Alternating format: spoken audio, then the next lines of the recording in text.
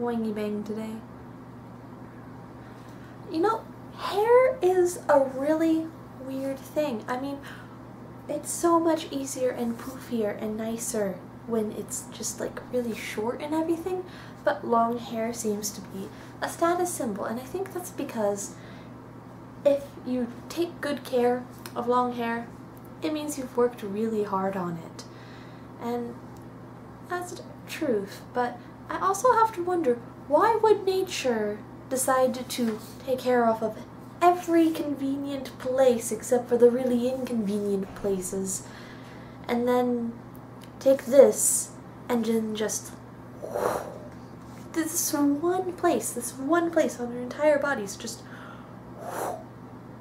it's the weirdest thing. It really is.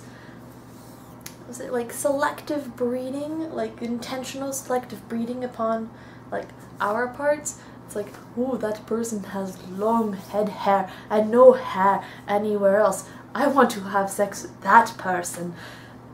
Why would we do that? I have no idea. It's a mystery.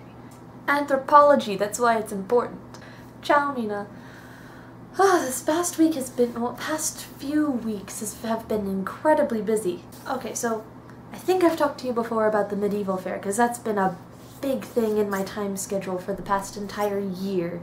And so the Medieval Faire of Norman is where we all gather in Reeves Park and just have a whoop-de-doo little celebration, and it's really big and really important, and they say it's the 37th official annual fair that was happening this year, but my dad went to the fair 40 years ago, so that's at least 3 years predate, but apparently the one he went to was really small, and the one that we host is like really big. You go in there and you're in the middle of it and you turn 360 and you cannot see the edge. No edge. But that was incredibly fun. It was about a 9-10 hour job. I was playing the fool, the jester, because that should be obvious, I hope. I don't know if I made any other previous videos. I know I did on my other channel. My brainwaves are just... It shows how long I've not been doing this. On top of that, the week before Medieval Faire, 2 of my classes decided they would give me 3 essays to work on, all at least 5 pages in length, more if possible, and that's not much, especially for people who've been in college for a long time, but for a freshman, it takes a lot of work, especially when it's on subjects I really don't like what is an appropriate fee structure for this university? And I'm just like, but the other one I messed up on because it was supposed to be about mythological creatures, like of indigenous cultures. Just research that and write a paper about it. But the part that I missed, because I wrote a really beautiful paper about like the Japanese kitsune and it was fantastic and everything, but the part that I missed was that the creature had to be related to geophysical phenomena. And so I wrote a beautiful paper and then found that out and was like, grr! And then I just decided to turn it in anyways and plead ignorance because I didn't want to have to do all that work all over again during Medieval Faire to turn it in on Monday. And I'm just like... And because of all that, I started falling behind in my language classes, which are the really important ones, even though native science is just fascinating. And I think I finally caught up on that a little bit. Italian, I'm still dreading going back to work on that, but Footer Romanzo is fun. Anyways, back to Medieval Faire.